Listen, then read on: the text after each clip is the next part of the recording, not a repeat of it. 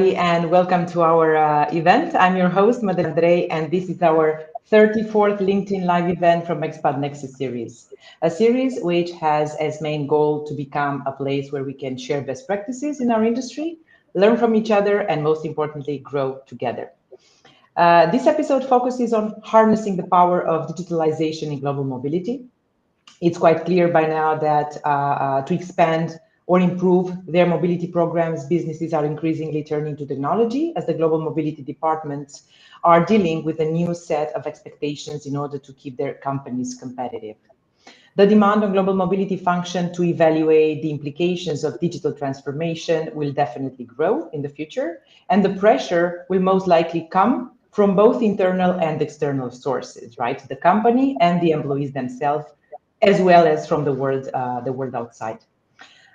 We have an interesting session prepared for you today, as we'll benefit from valuable insights from our guest speakers here.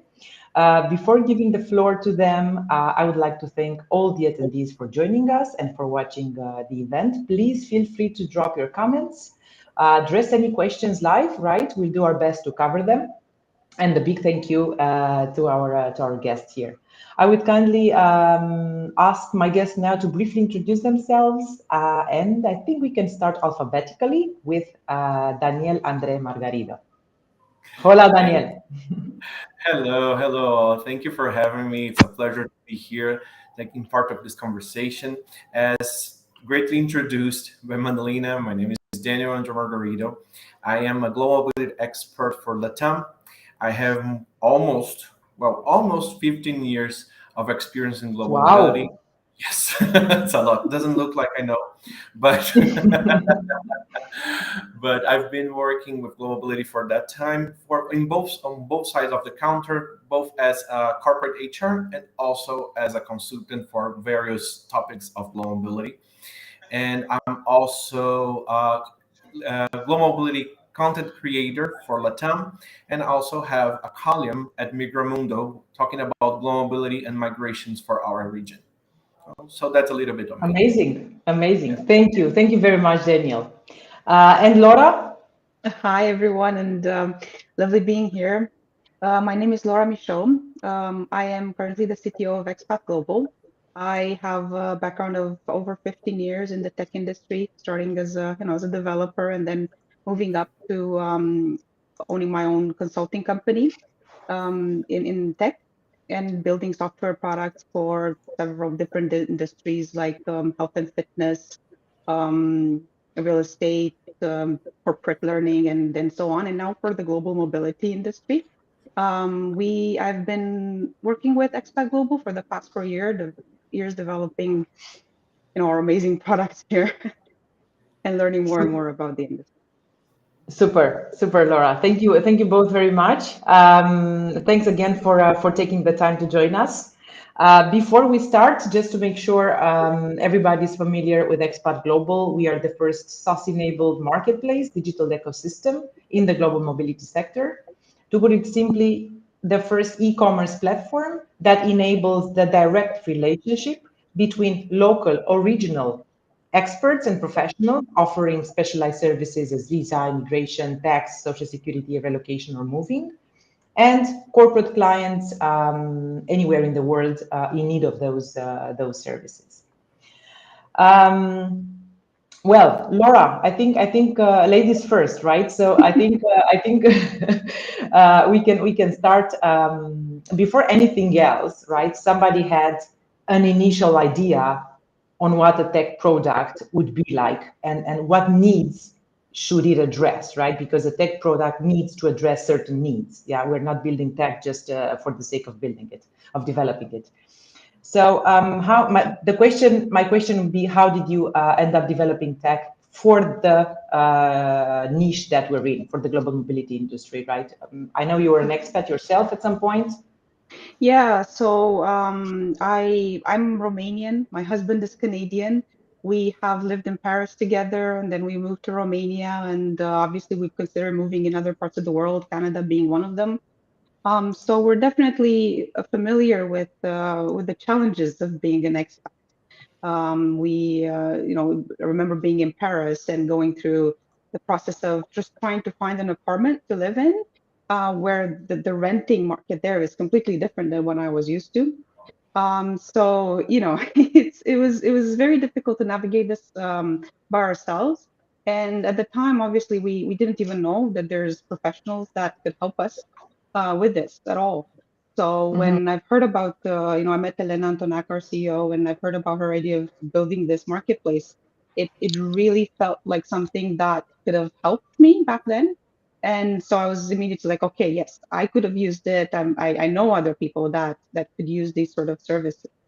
So it was a product that, I know there was a need and a gap in the market for, because of my own experience. And Mm-hmm.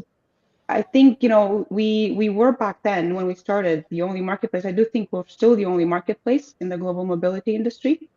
And to give you an idea of, like, because you asked how we started, well, I think, having the background from the industry, from Elena and our colleagues here, that also have been part of the global mobility industry for like 15 years, was invaluable to begin with. And then bringing in some additional knowledge from other industries, because one of the benefits of working in tech is that you definitely have a connection with pretty much anything else out there. Like you Mm-hmm. get to interact with products from different areas, so you Mm-hmm. can learn how other people do things. And I think that really helped us develop this product together. And obviously, we took in feedback from our clients. We took in feedback from expats. We took in feedback from other service providers, and put it all together to make sure that we cover everyone's needs. Super, super, Laura. Thanks a lot. Nice beginnings, right? That's a nice start. um, Daniel, in general, human resources in global mobility positions might be described as, well, administratively heavy, right? Therefore, departments are under an increased amount of pressure, right, to achieve better and higher level of efficiency, to streamline processes in order to free up more time. The usual story, right? What would be your viewpoint on the use and the role of tech in general in global mobility processes? In practice, how does tech improve the life of a GM professional? And what would be the main advantages of tech tools in general, and what challenges they could really solve? We can look at the normal business day, yeah, for example. Of course, of course. Well, I think that a good point that you mentioned over there is regarding uh, use tech to free more time to add value. And this is where costs in global mobility are, Uh, Global mobility in general, and I must say, from my point of view in Latam, is based on Mm-hmm. cost, on how much an expat costs to us. We can estimate over here is 3 times a local employee, 3 to 4 times local employee. So it's really heavy for Latin countries to receive someone from another country. But Mm-hmm. if we only look at payroll, we are looking just as part of the process, part of the cost of it. We have always also, sorry, to look at how the advisor, the mobility person, can have more time on their hands in order to provide service, to provide assistance, to be actually an advisor, not just someone who check Checks, box mark. checks, checks. Yeah. Oh, you have a visa, you have a relocation. This is we are beyond that right now. So I believe that what we are looking at now, it's we are in the verge of changing, not in the verge anymore, but we are in the need of tools or mechanisms that can assist us to take one more step, Mm-hmm. because from Latam point of view, we are still based on Excel sheets or really rudimentary alternatives. And Mm-hmm. having tools, having ways in order to doing the simplest thing, like having a clear view on SLAs, or Mm-hmm. I don't know, facilitating communication between provider, the global mobility advisor, and expat, and the family, because we can't forget the family. So Correct. have tools in order to connect all those dots, to have clear communication, to have a clear view on the whole process, and not just seeing where you are in the immigration process, but in all mobility life cycle of an expat. It's really Mhm. important to have tools that can assist us doing that, because if we lose track on what's happening, if we are not able to provide fast answers, if we are not able to actually be on the side of our expats, we're just doing the minimum. We're not Yeah, adding value. value. So tools that can assist us with tasks, with procedures, are really needed for us, especially in Latin, I think, for us to be able to to take this next step. To get out of only the clerical work, to actually go into the strategic part of global mobility, and to Mhm. actually look at, for instance, what we say every time, the cultural shock. We're not able to actually work on that with our expats, because we are normally stuck on, Excel sheets, immigration processes that can be more streamlined. So, Well, oh, sorry. Daniel, first of all, thank you very much. I have to admit that I'm impressed that you're mentioning cultural shock. So you're acknowledging it as being a real issue. Not a lot of HR people out there are aware of that. Well, yeah, I guess it's true. Yeah, but that's amazing. It's true. Yeah, Yeah. because we are not being able to pay attention to it, because we do have to you have to check marks and do check-ins in, I don't know, 3 or 4 sheets, talk to a lot of people, and we are forgetting about this kind of stuff. So the person who is being moved to another country is not moving jobs, is moving lives. Hmm. So we need to be able, as advisors, to not only look at the jobs, but look at their lives and their family lives and everything that is in between. So if we do have tools to do that clerical part, that, as you said, administratively heavy part, we are able to Hmm. make better decisions and more strategic decisions. Amazing. Thank you, Daniel. I will continue with another question. Thinking about the global mobility sector in general, and from a corporate perspective, um, do you believe the professionals in this industry are underutilizing the tech available? I think that for now, as I said, I can only talk about Latam, but Mm-hmm. we are not underutilizing. I believe Mm-hmm. that we don't have many tools. We do have tools, of course. We're not talking about we are Of not talking course. about but I think that for us, it would be really good to have to bridge this gap, where we are right now and where we should be, based on more tools, more opportunities available, because it's, well, needed for our population, but we still don't have much options to choose from. So I believe that we are in this really interesting place right now, that we can start looking for options. We are mature enough in Latam. We have experience to do our jobs, but we do have to source different tools in order to see how we measure up, how to do the next step. Yeah, super. Just to jump this in very Please, quickly, please, Laura. because I completely agree. I think one of the big points of tech is that it can definitely help with the very, say, tedious processes like data entry, reporting, any sort of automated communication, take care of things here, and free time from the actual people to have more meaningful interactions, especially in this industry, which is very, very human centric, right? Like Yeah, Daniel said, it's a they're people moving industry, their right? lives. Yeah. So they need to have someone there to provide any sort of support and information that they need.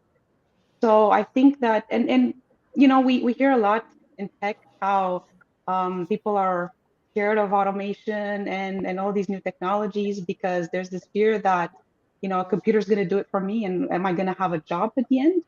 But realistically, this is not happening, at least not in the space that we're at. Where technology and automation help is just with this, like removing all this time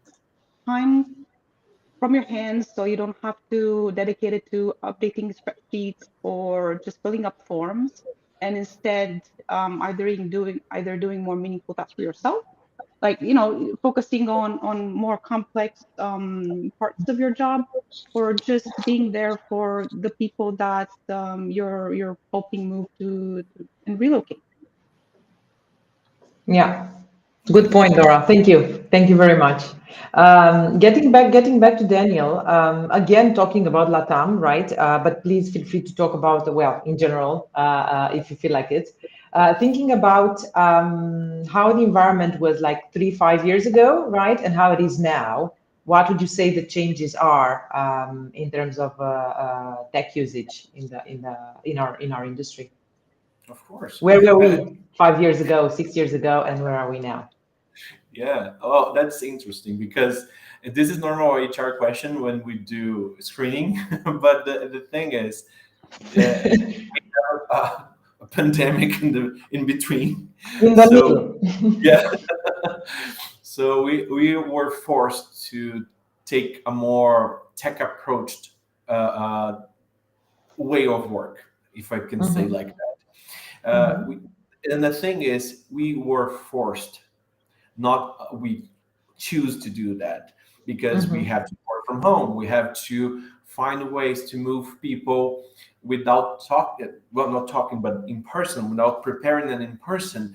So we are, I think we're still getting used to technical solutions to be able to navigate in this new world. So it's really different from what we were in 3, 5 years ago, because we didn't have this whole new scenario.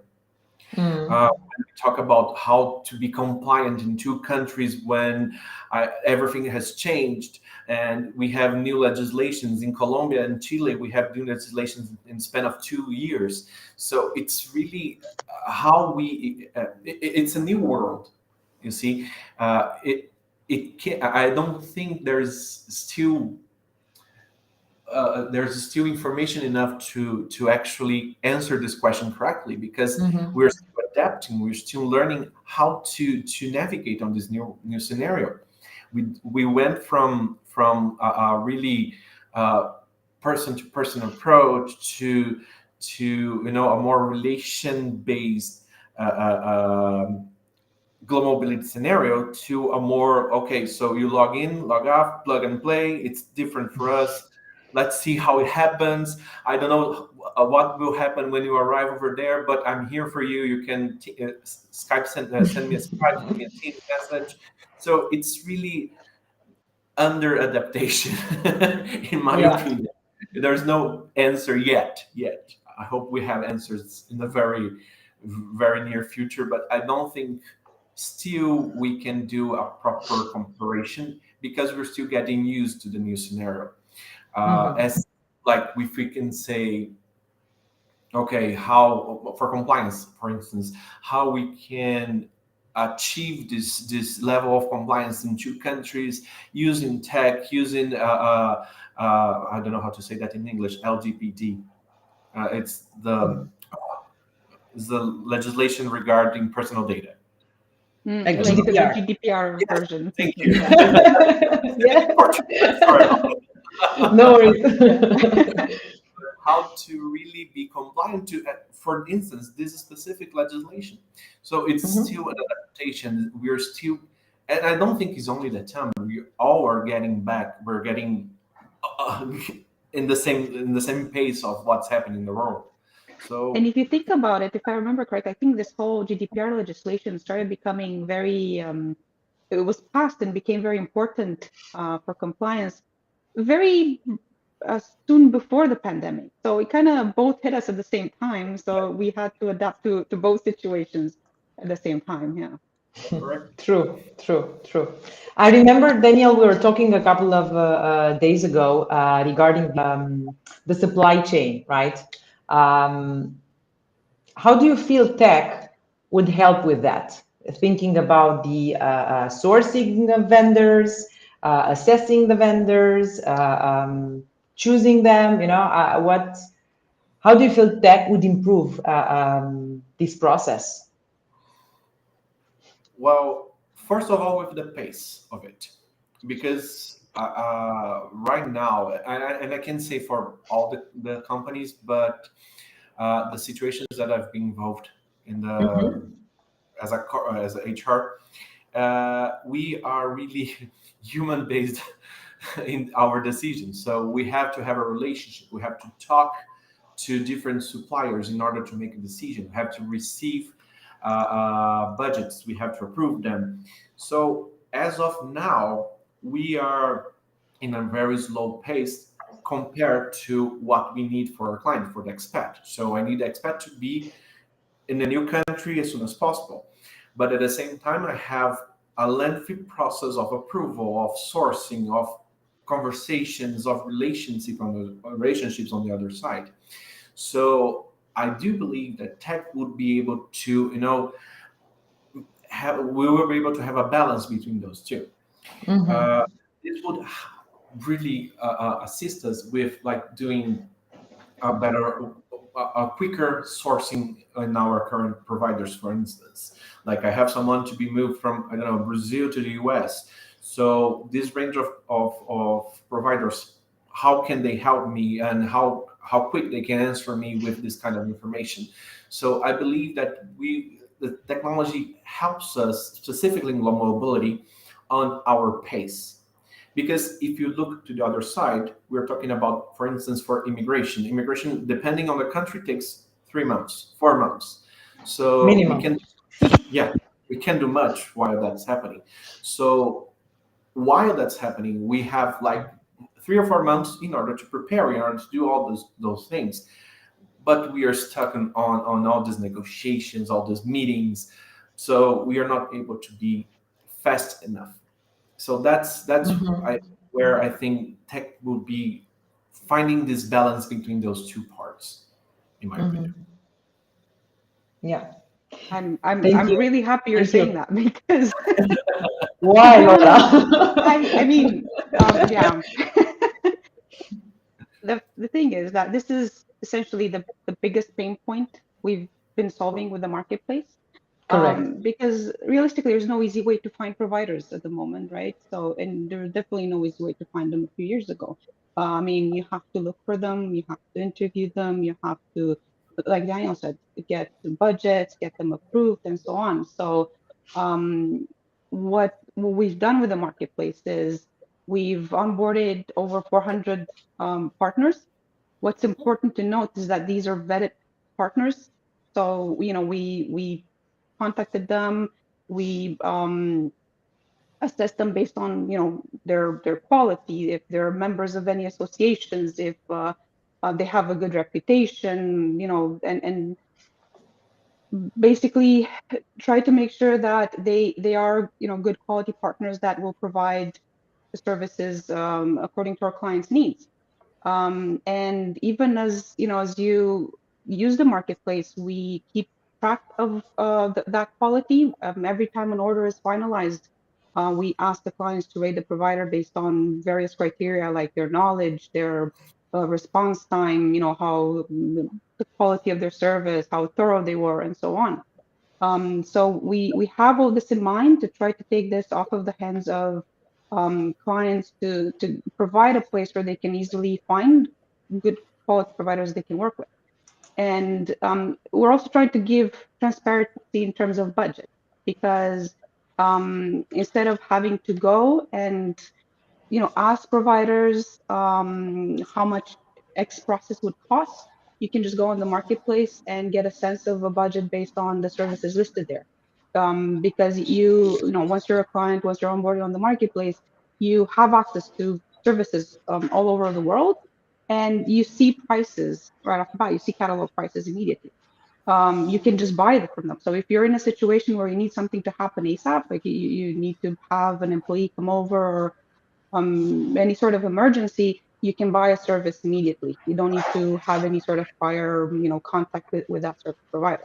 Um, and even if like you need something more custom, you have larger volumes, maybe you don't know what type of services you are, because a lot of companies these days grow really fast and they expand in new markets, and they might not be familiar with everything that they need to do.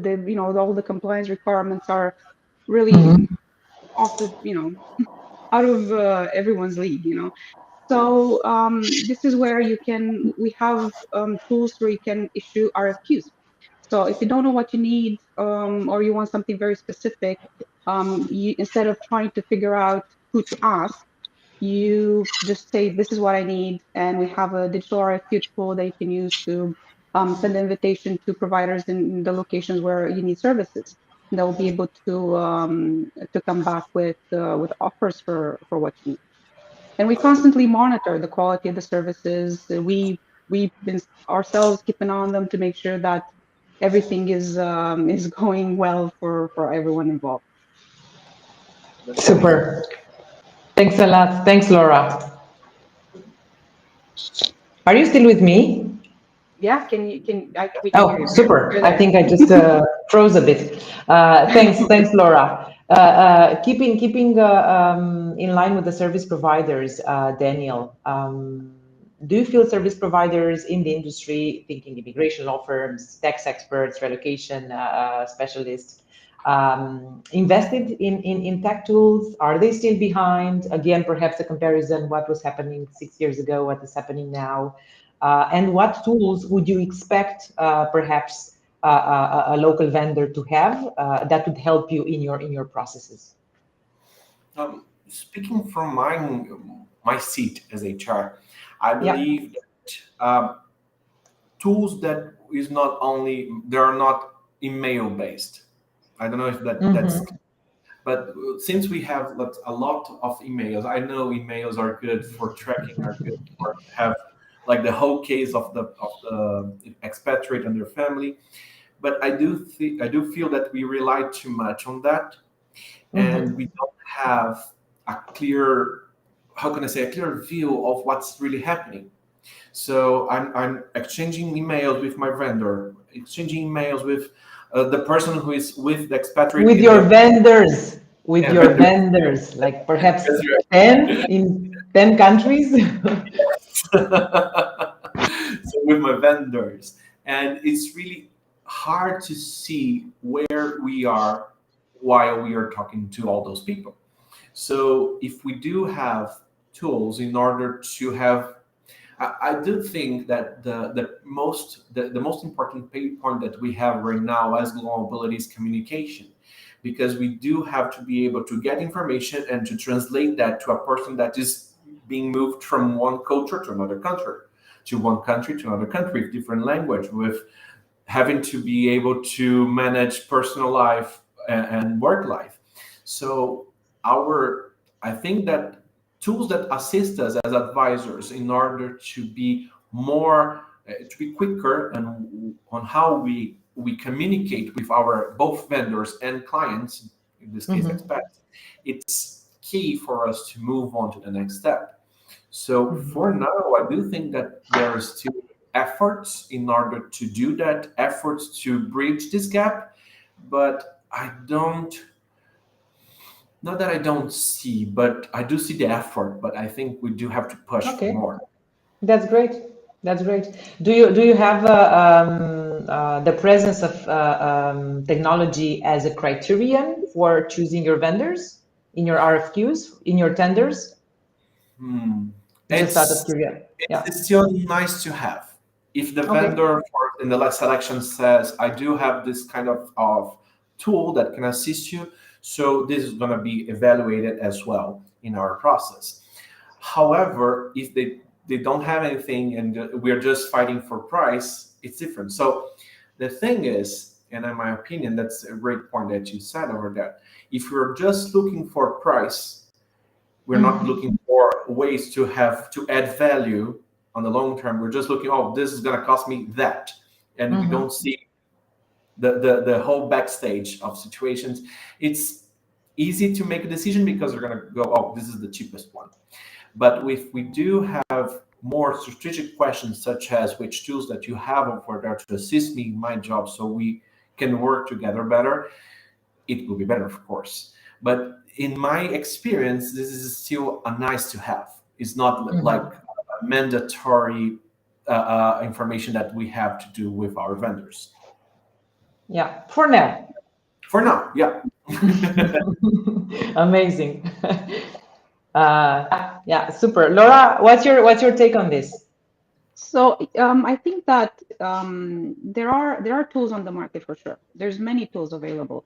I think during the pandemic, everyone sort of tried to develop a solution for their needs because they had to adapt to the situation and rely more on tech. Um, I think at the moment, from what I can see, a lot of providers use at least like minimum case management system. When it comes to compliance, at least and especially in Europe, you really can't not have a tech solution in place because with GDPR, I mean, in working with very sensitive data, where you have to keep track of who has access to what, without a software solution, it's really a nightmare to do all that. So I think at the minimum, companies are using a case management system. However, it's very, very fragmented because there are so many solutions and because they're very narrowly built to cover just specific scenarios or specific categories of services from the bigger, mobility industry. I mean, looking at it from an HR point of view, from a global mobility team member point of view. If I work with providers in several countries and with maybe several providers in each country, and each of them have their own system that they're using, they could give me access to it, but what are the chances I'm actually going to go back and check? It's much easier at that point to just send an email and ask what's the status, but that takes away from being able to track what's happening. So, as part of our solution, what a big focus for us was to make sure that we have a well-rounded product that offers all of this in one place. So, as a client, you can go to the marketplace, you find the services that you want, you buy them. It's like buying a product off of Amazon, right? So it's the same experience that people are used to. You buy it, and then the service providers get the information that they need because as part of our ecosystem, we have a expat management, so you can keep track of your fleet of expats. You can keep track of assignments. You can share securely all that information with the provider. You can share documents between the third parties involved, like the HR and the employee and the provider. So everything is kept in one place, and you have a very clear timeline of where you are. And regardless of where you're working, with, I don't know, China, Canada, Brazil, South Africa, it all looks the same. You have the same information in all those places. You have the same reports. It's all, a standard format that you can rely on. And I think it's important to have something like this because otherwise, just like Daniel was saying, looking through emails to try to figure out where you are in the process with several expats, it takes a lot of time, and it's really not a most efficient use of people's time. Yeah. I'm hello, David. Laura, we have a question from David Welch. Great to see you. Great to see you here. Is this a tracking program good for small populations or startups? It is. It works both for small companies and for larger ones as well. So you can have any number of employees that you want to keep track of. Literally, there's no limit. So you can start with one, and you can, as your company grows, the system grows with you. Super. Thank you, Laura. Daniel, we were thinking that there are several barriers to digitalization, and one of them is actually that technology is perceived as one. Well, technology adoption is perceived as being one big scary task that needs to be done, right? Um, how easy do you think it is for teams to adapt to novelty and to new technologies, and how hard it would be for you as a leader to push for a tech adoption that you believe it's worth it? That's a great question, actually. And we can talk in like 2 3 years from now, and I can ask you the same question, and you can tell me the how was Great, the experience. let's do that. But I believe that it's to accommodate the new. It's really difficult for, I think, everyone.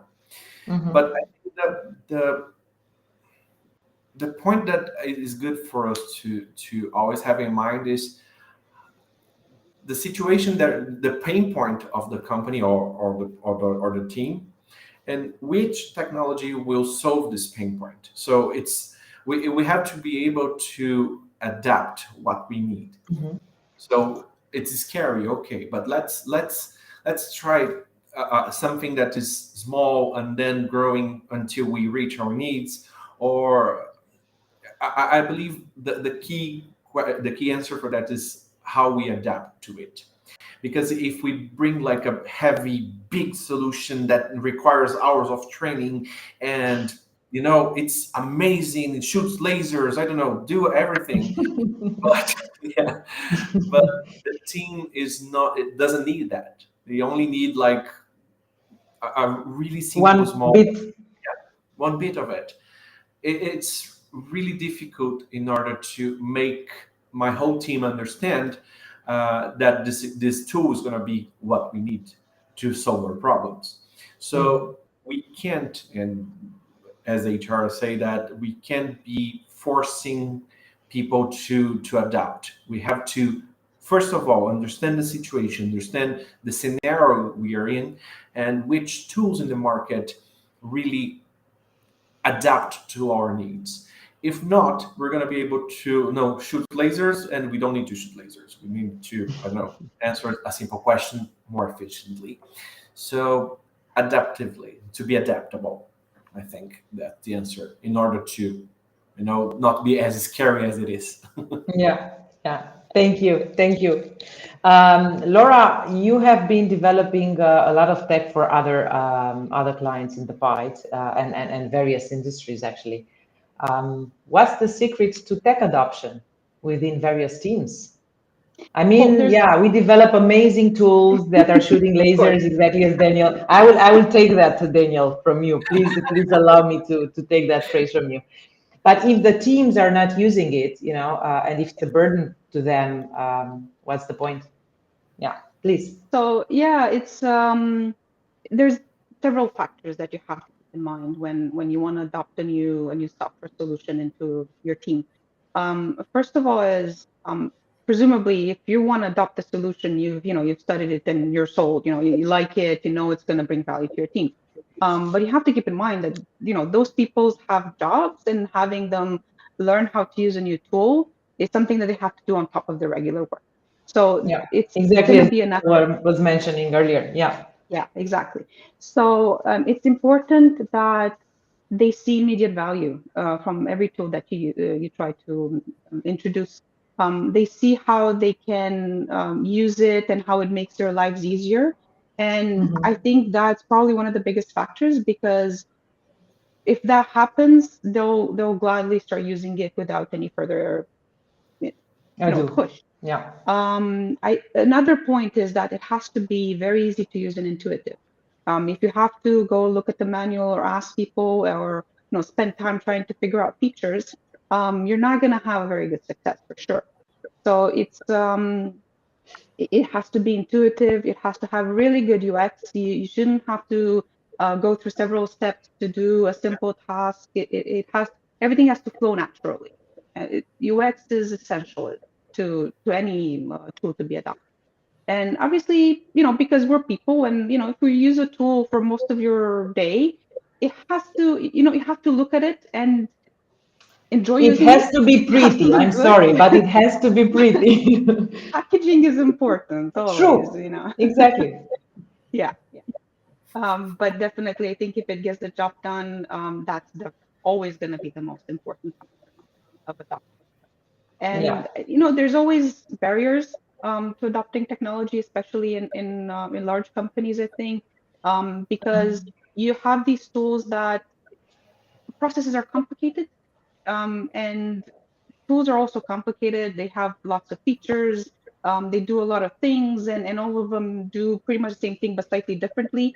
And it's hard to determine which one's the right fit for you. And there's this fear sometimes that you're going to pick the wrong solution, and then you're going to be stuck with it, or it's just not going to work out.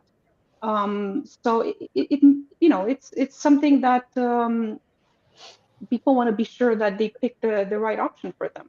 They have to. It has to be flexible and be able to adapt with the growing needs of the team. So it doesn't just have to cover the um, features you need today. You have to look ahead a little bit and figure out what you're going to need in the future. And it's also important that whatever tool you bring in, it interconnectivity with your other systems is critical. I mean, we ourselves we're API ready, which basically means that we can integrate with whatever other systems you use, like HR systems, payroll, whatever it is that you're using within the company. Our solutions can be integrated with that because there's no point, asking people to move information from one platform to another, from one tool to another. It's again a waste of time. So having those communicate with each other is essential in a company, I think. Correct. Thank you. Thank you very much, Laura. Very quickly, Daniel. I'm sorry to interrupt you, Madalina. I saw a question here that is Oh, that is sorry. interesting, It's and I not on wanted my to address screen. it. Which one? Please tell me. What is the degree of automation? It's for Oh, sorry. yeah, I missed that. I'm really sorry. yeah, no worries. But I thought it was interesting because Marco Antonio. Hello, Marco. yeah, Lovely to see you here. Marco. yeah. So What's the degree of automation? automation is really important, right? Because when you try to remove any sort of repetitive tasks and a lot of tedious work that people have to do, this is how you do it. We are looking at several ways of helping with that. One of them is RPA, robotic process automation, which basically helps you design your own workflows or processes. So if you have a specific workflow, we don't have to necessarily have it built into our platform. We can use RPA to set it up the way you need it to happen. So, say you need approval for certain people for something to move forward, or you need to keep X amount of people in the loop, or whatever information like that. Those are the things that can be automated through RPA. Another important tool that we can use is AI. And there's a lot of talk about AI. It's very popular as a buzzword nowadays. Yeah, Like it's a everybody wants to buzzword. use. Yeah. Yeah. Yeah. But AI has matured a lot in the past few years as well, and especially when it comes to stuff like extracting information from documents, and especially standardized documents like passports and driving licenses and even certain contracts or forms. Yeah, birth Very good at certificates. that.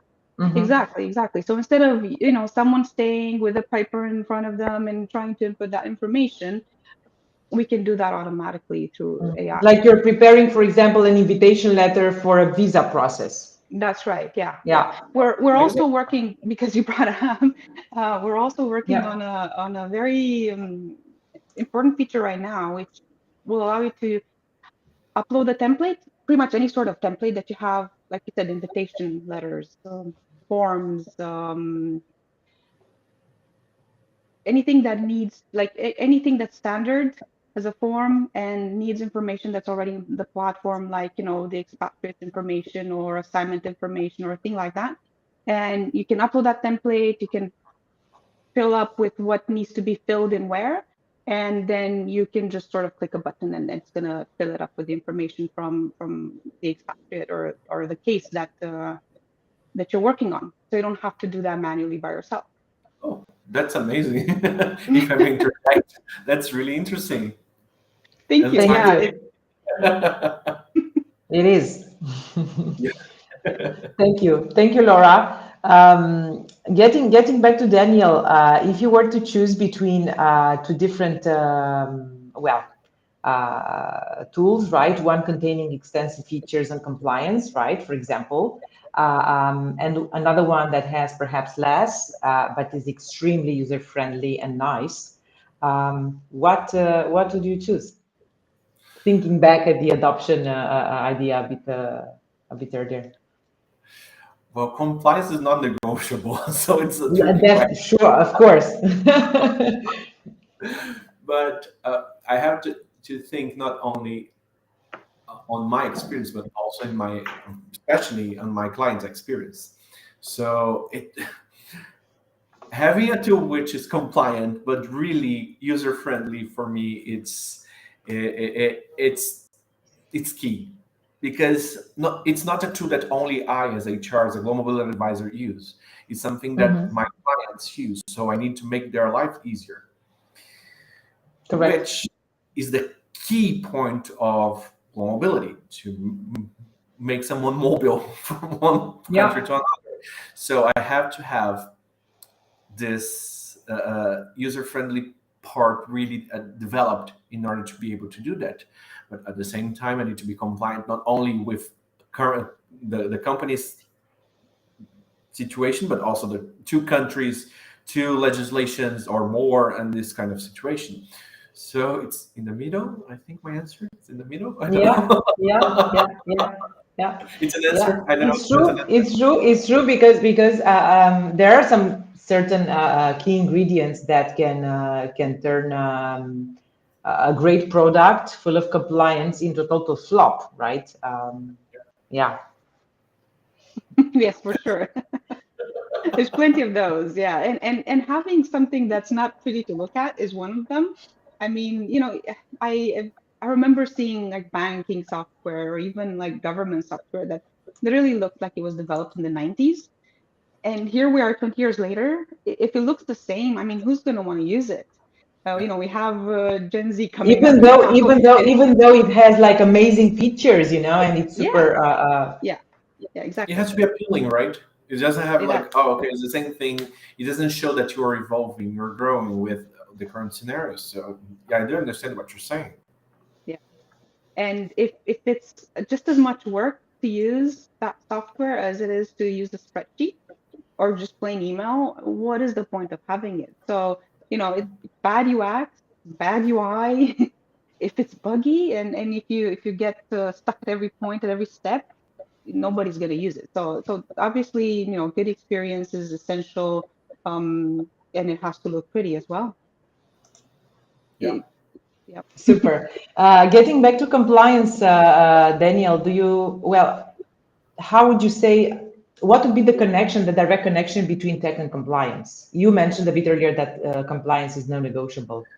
Yeah, it's non-negotiable, but I think that the how we merge both subjects are still on trial, because it's really Mhm. hard. It's not hard, but we do have a full range of rules, regulations, legislations, and this kind of stuff. And we don't have, or at least I don't see yet, a tool that can converge everything. So I do believe that since everything's changed from the last 2 years, 3 years, we're still on trial on that, on how we do make the both subjects to conversate with each other. So I do believe that we are starting to make this conversation happen between these two subjects, but at the Mhm. same time, uh, I can't say I'm not optimistic, but at the same time, there's still more to see, if I can say that. In my Mhm. opinion, I still have steps to take. Yeah, Laura, would you like to add something? Sure. I mean, compliance is tricky. Regulations change and keeping them up to date across 190, 200 countries almost, when they can change, you know, on a frequent basis is really hard to do. And I don't think there's any particular platform that can do this at this point. And there's a lot of hope that maybe AI and stuff like that can help. But we're not there yet. You can't have AI look into legislation and rely on the fact that they're going to interpret it correctly.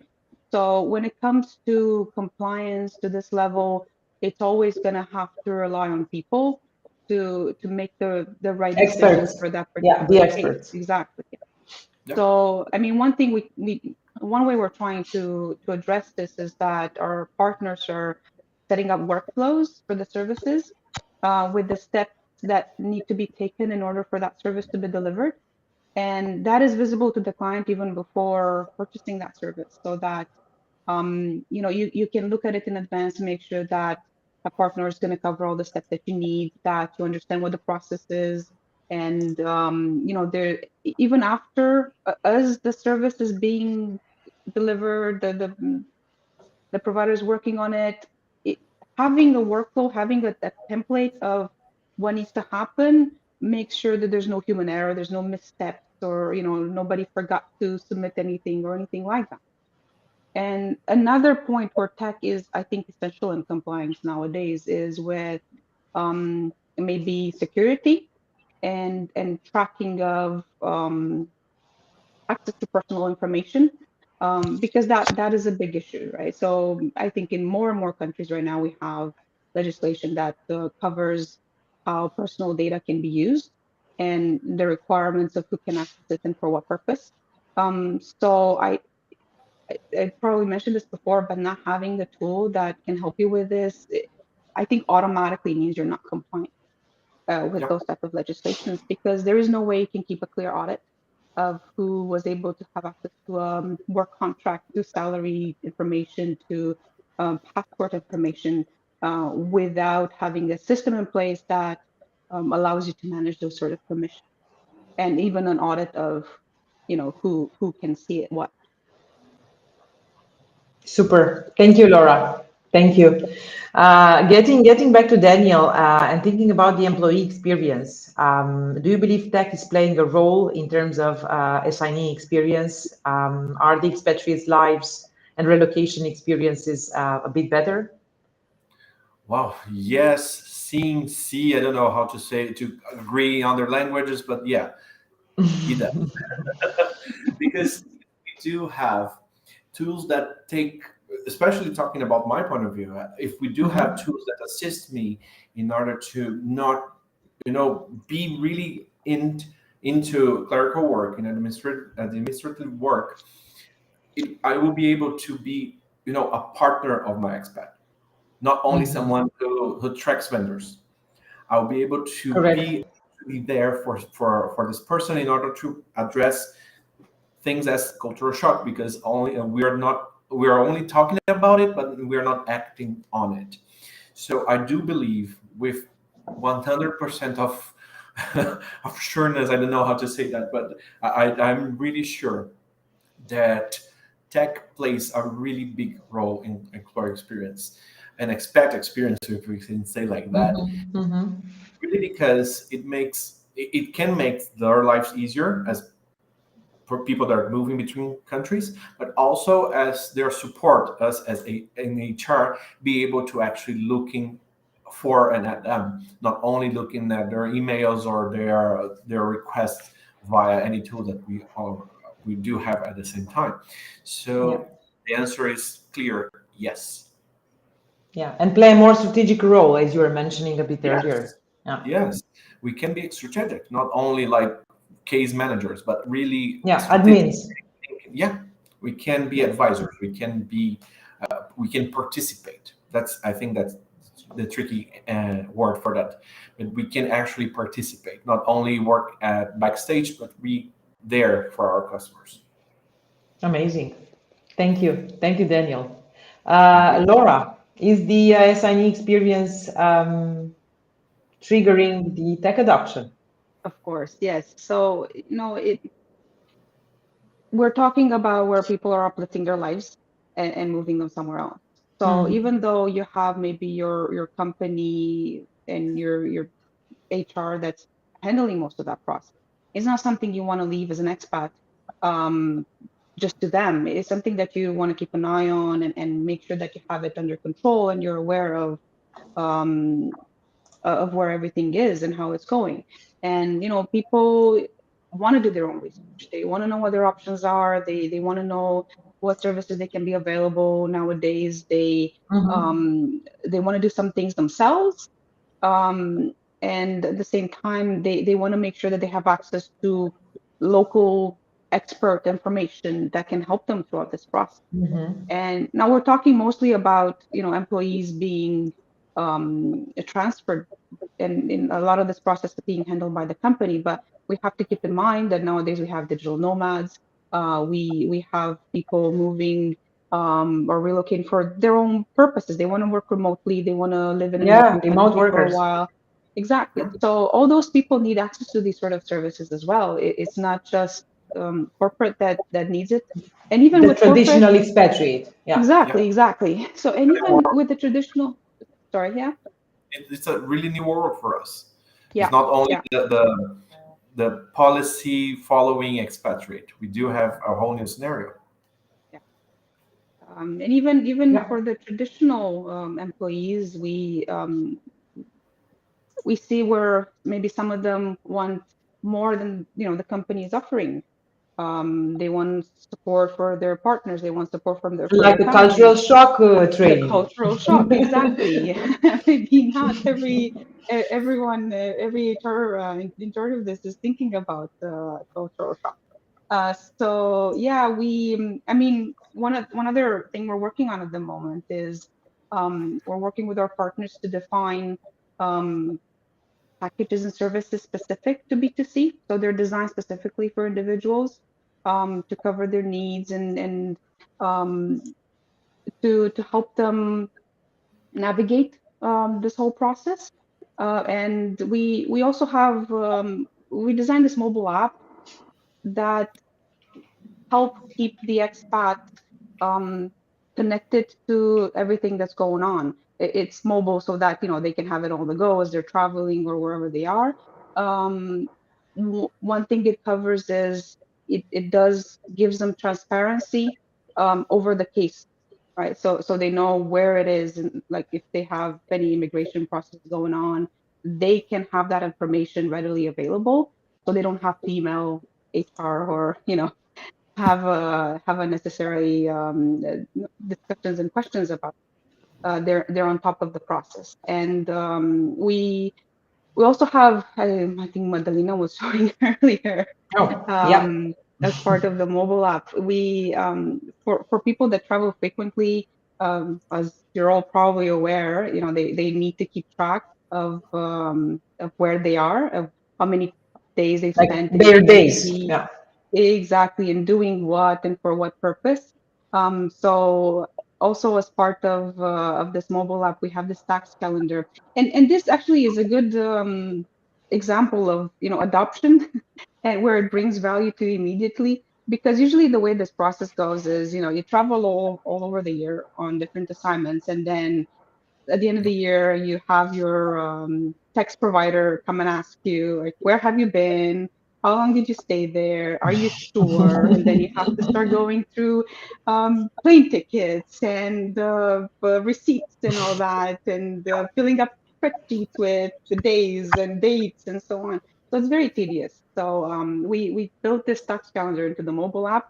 So, you get on a plane, you just mark it then. You don't have to remember it, you don't have to keep track of it. It got delayed and you have to spend 3 more days because airports in Europe are not really working very well at the moment. You can update it on the go. So you don't have to remember all of that, any of that information. So because it brings value immediately, the adoption rate for this feature with the clients we tried it with is really great. Super. Amazing. Thank you. Thank you both very much. We're approaching the end of the session. I don't want to end it without asking you one last question. That's for both of you. What tech tool would you like to see being developed and used that's not yet on the market? Please tell me you have thought about it. Oh, this is a hard If one. not, Something that reads my mind and do everything that I need. Okay, sounds good. Sounds good. I'm sure it will be possible. I'm sure it You will be know, possible at some point. I would settle for something that can answer my kids' questions in the car, honestly. Oh. Like Okay, that's whatever good as questions they well. have that I don't know the answer to, they it just can look it up and Google it Okay. for me and just answer it for them. Yeah, super. Thank you. Thank you very much. That would wrap up our session. Thank you very much for taking the time to join us, for the great insights and knowledge that you have shared with us. Thank you all for watching. In case you have any questions whatsoever, or you need help with anything, or just want to connect, please reach out to my guest directly. I'm sure they will be happy. Until our next event, please feel free to follow us on social media. Head up to our website, xpath.global, book a demo session to learn more about our sustainable marketplace and how it can be a game changer for your business. Thank you again and have a great evening. Bye bye. Thanks everyone. Thank Thanks for you. Thank joining. you. Bye Bye. bye.